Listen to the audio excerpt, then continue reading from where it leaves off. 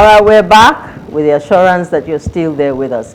Now, business repositioning for the new year is a very important topic, knowing how many entrepreneurs have failed to up their skill this year.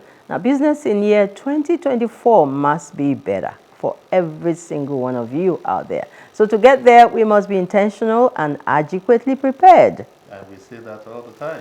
So, to take us through our search for answers is a copywriter, communications professional, and CEO, Boxstop Media.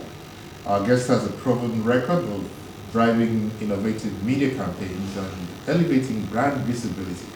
He has over the years been able to successfully execute media campaigns for top brands, thereby strengthening brand image with significant business growth. With a BSc in accounting from the University of Calabar, my first question to him will be, where is the link?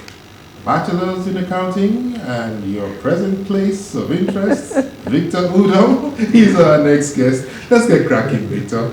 Business repositioning for the new year.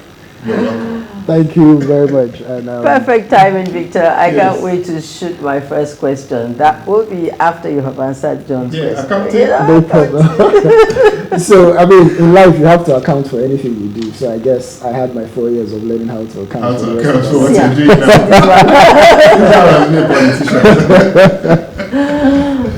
Okay, so 2023 has been a great year. Oh, yes, in quote, great year. Give us 3 must-dos for businesses looking to smash the game in 2024. So for 2024, businesses who are looking to smash the game is you need to leverage on partnership. We all know how the economy has dwindled in 2023, and a lot of businesses had to take a hit unexpectedly. So for 2024, businesses need to learn to collaborate, especially the small businesses, because visibility isn't as cheap as it used to be, so to speak. So for small businesses who are just starting, you need to learn to collaborate rather than compete. Look for people who are in the same, who do the same kind of business with you. You do collaborative marketing, you do joint ventures, and so on and so forth. So for 2024, I would also say repositioning. You need to be innovative. Innovative with your media plans. You need to find out new ways to do the old things, so to speak, because the regular come and buy my market doesn't work as much as it used to. New ways such as? Anymore. I'm sorry? New ways such as? Okay, so with depending on your product or your service. Yeah, depending on your product or your service, there's really no template for how you're going to market your brand or market your business. There's no template to it, because the person selling Fanta is probably going to advertise differently from the person selling Zobo, because those are two different, as much as they satisfy the same thirst, they're two different markets. So basically, innovation. Okay. Yeah.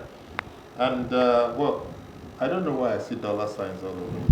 But, you know, the dollar has influenced us so much in the last few, maybe say couple, maybe a few more years, right? And in the light of the dollar hike, should businesses, or what do you think about businesses, you know, working with foreign partnerships and investments and all of that? What do you say about that? It's advisable. It's advisable to get foreign partnership if you can get foreign investment. I like to put it as foreign investment if you can, because we cannot do it alone. We need to learn to tell ourselves the truth. As much as we like to try to do it all by ourselves and get all the profits by ourselves, we cannot do everything by ourselves. So foreign investment is always a good idea. Always a good idea. It gives you leverage, it gives you ways of collaborating and so on and so forth. So for me, it's a must do. Okay, so foreign investment, foreign partnership, does it cut across board? Is it for the small businesses? Is it for the big ones? So I would like to say it's for the established businesses. Okay. So yeah, for the established businesses. For the small businesses, I always like to advise that you should focus more on scalability. I mean, in Nigeria, it's a proven fact that 20% of small businesses don't make it past the second year. Wow. So when you're starting a small business, do not start giving yourself 5 years profit projection. Try to get past the first 2 years first. Gain grounds, be known out there. Then you can begin to look for foreign partnership. Because let's tell ourselves the truth. No foreign investor wants to come and invest when you haven't proven yourself yet. Exactly. Yes. So in line with the dollar, the hike in dollar and all that, it's always a good thing to have backup, as I call it. Okay, John, I need to quickly throw this. The social media thing. Do you think that the social media as a business growth strategy has been overflogged? And if you think so, why? Overflogged, no. But in a particular way, maybe. So there are many other ways that you can utilize the social media, aside the post and get likes and all that. There are many other ways. So there are collaborations with other brands, like I mentioned earlier. There's the influencer marketing, which a lot more other people should look at. And I also like to specifically advise that apart from the social media, we know that the social media kind of marketing is good, it works, but there are also some other kinds of marketing that you can do. There's the email marketing, there's the SEO marketing, there's the collaboration, there's the brand influencers, and so on and so forth. So it doesn't look like all you're doing is Instagram, so to speak, because some businesses, we call them Instagram business. Outside of Instagram, we don't see them anywhere else. Okay. That's interesting, because I'm heavy on Instagram. Well, yeah, you're one of the people. You're not that all on you're one of the people that makes it easy. I mean, don't get me wrong, Instagram works. Yeah. But before Instagram, But you have things exactly. Yeah, absolutely. If I was going to sell a house, for instance, a house worth maybe $1 billion, for instance, I'm not going to focus so much on Instagram, because I know that my clients are not going to spend. Even if they're there, they're not going to spend more than 30 minutes on Instagram in a day or two. So you have to think outside. Yeah. Let's even open it up a little more, because you are a total PR person. Yes, I am. Okay. Now everything costs money, even PR. And in the past, PR didn't cost as much, I believe. How would you advise businesses to incorporate PR, which is now getting costlier, in their growth plan without breaking the bank? So that's a very important question. It's a very important question. So I would say, for businesses who want to leverage on PR, you need to find a niche. You need to know what your business is selling, and you need to get your target audience. Targeted marketing is always a good way to start. It's well, back then it used to be okay when you just throw the net and know that you're going to catch one fish. But now targeted marketing, and with the tools available to us, PR people and media people, there are a lot of tools that have been made available to us right now. So if for instance I was going to sell a shirt, I can target my marketing towards men who wear shirts, as opposed those days that we just threw. Yeah, exactly. So for PR people, you could also do that. You could also do PR with social media. People don't really know that. You could do PR with social media. You could target, the people that you really want to see. Press releases on your Instagram ads. You pass information that you need to pass. Emails are always a good way to go. Yeah. Okay. So we're looking at repositioning our businesses for the year 2021. 2024. 2024. Wow.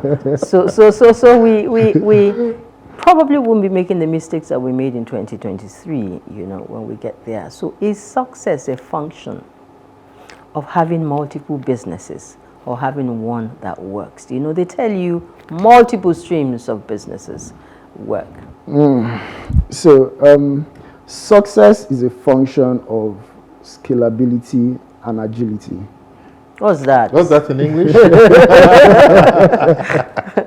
Okay, so to be successful, you need to be able to do what you say you will do, because marketing comes in two phases. I can spend 60% of my entire budget telling people that I can build a house. I get my audience. People know that, okay, he says he can build a house. Let's go. And then the business operation suffers because you've taken money that you ordinarily should have used for business operations to put in marketing. So that's where the agility comes into place. It's not enough to be visible. You also have to be agile. So when you're ringing the bell and saying, I can do this, you need to be able to back it up, because it's the problem that most businesses have. I've had a few clients who call and say, okay, we need your services, we need to be out there. And then when you ask them intricate questions about their business operations, it's wanting one way or the other. Because you could spend ₦1 million per day trying to get the attention of your clients, and then they get your attention, and then they try to patronize you, and you don't pull through. It's like the supply and demand thing.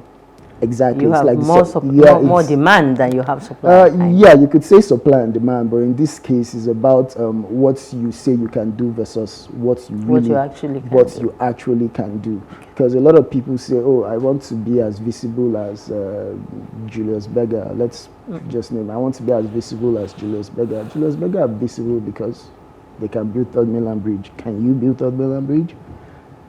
So. Yeah, so that's the little divide. What's wrong with thinking big? No, there's absolutely nothing wrong with thinking big, but you need to be able to back it up. I know. Yeah, I know. It's the number one problem we have with businesses in Nigeria. A lot of them don't have patronage. They always have one-off clients. Why? Because for you, the way I measure success in businesses is when you spend so much on your marketing campaign, at some point you need to be able to sit back and let your existing clients do the marketing for you. Yeah, absolutely. Yes. I mean, couldn't have been better put. Yes. Now, for so many people, maybe some of them watching us now, all of this is academic.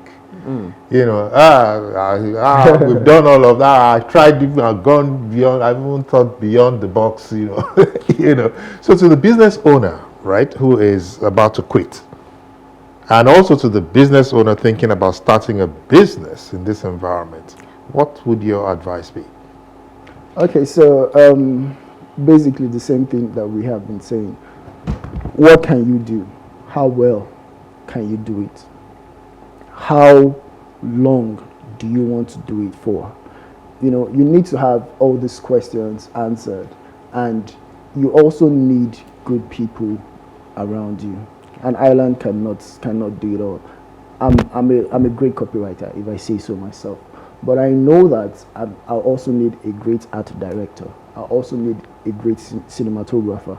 You can write a great script, and when they don't shoot it well, nobody's going to say, the script was a good script, but they didn't shoot it well. It's bad. It's bad. It's bad. So that chain cannot be broken. So when you're starting a business, you need to know that you need to plug those holes. What you cannot do I have someone that can do it? What I can do I have someone that can stand in when I'm not available? Absolutely. The biggest problem we have in Nigeria, sorry to say, is there are too many one-man businesses around. There are too many. Most people don't have that. That's everybody wants to be able to beat their chest and say, I own this business. Yeah. But really, is it how well or how far?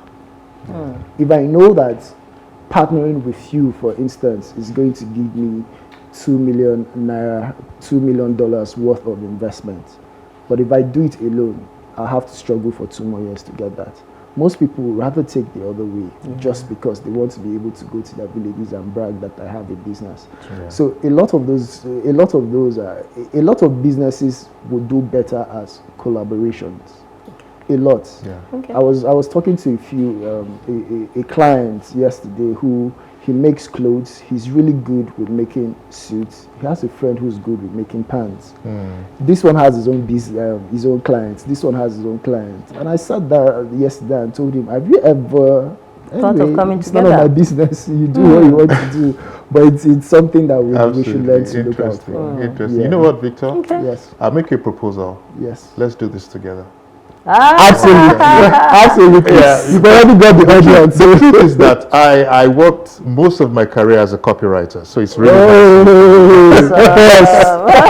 so absolutely useful tips there for all who desire business success in the new year, you know, myself inclusive, and I'm sure Helen will come with us. Yeah, Yes, yeah, So, definitely. Viektor, I'd like to thank you again for coming on this Thank show. you very much for having me. It's been real awesome. Thank the you short very time much. that we've had with you, and I hope you'll be back again Definitely. with us sometime. Definitely. Thank you. Definitely. Thank you so I'm much. at your All beck right, and this call. is information for everyone and for every day. So we shall knock on your door again, Viektor. No problem. You know, because No there's problem. some areas that we didn't touch. But I got the part. You know, if you want to make it in 2024 in business, get a good team and work with somebody who can, you know, join you or help you get to that level that you want to go.